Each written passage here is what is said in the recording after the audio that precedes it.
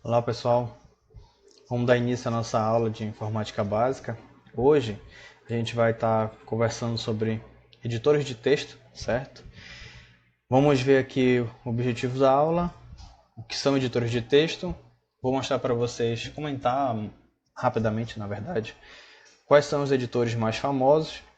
Depois a gente vai nos aprofundar sobre como utilizar o documento, né, a ferramenta, na verdade, para editar um texto, tá?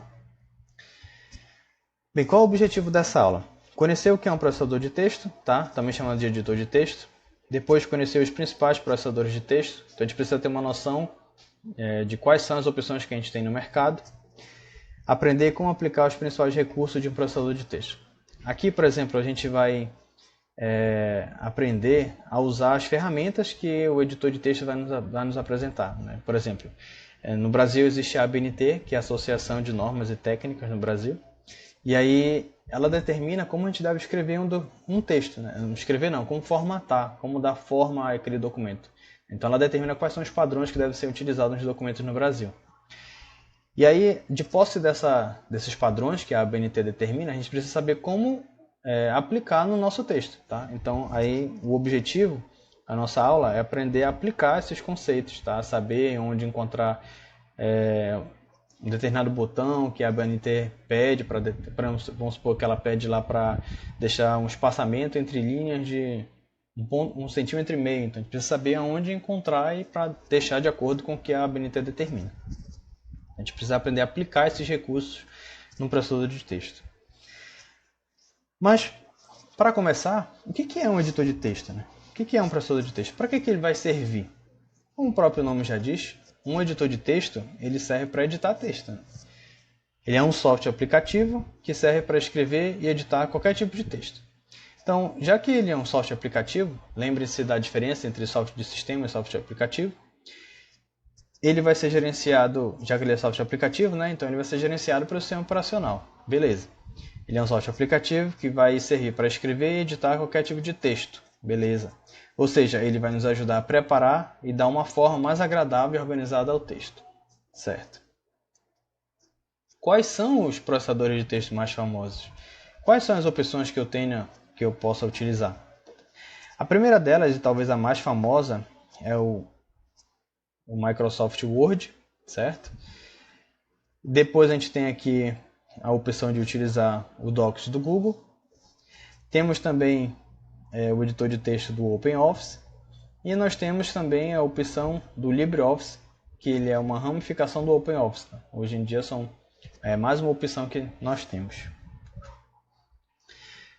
Vamos às principais características desses que são os mais famosos. No caso do Microsoft Word, ele é uma ferramenta paga, tá? Na verdade, o Word ele faz parte de um pacote Office, que hoje, antes a gente chamava de pacote Office, né? Agora a Microsoft mudou a denominação e chama só de...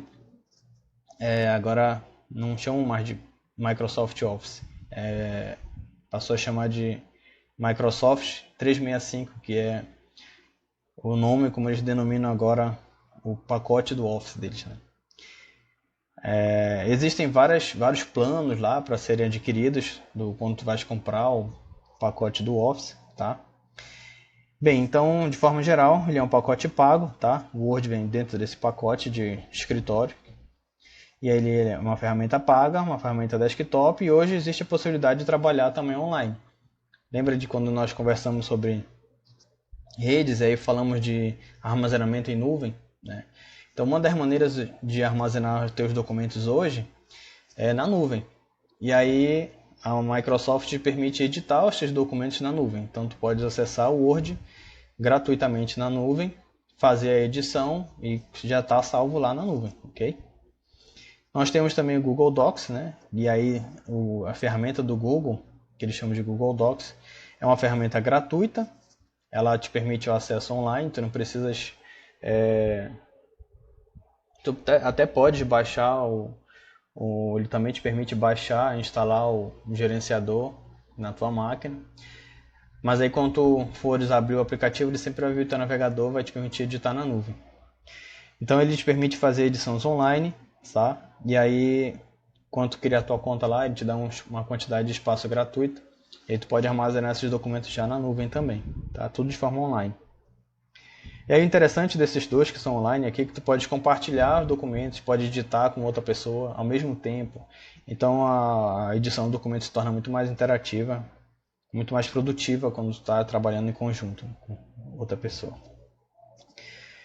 Aí nós temos aqui o OpenOffice e o LibreOffice, tá? Ambos são gratuitos também, tá? E até onde eu vi só te dá a opção de instalar na tua máquina, ou seja, são ferramentas que são desktop. Tu precisa instalar na tua máquina para poder trabalhar com elas, ok?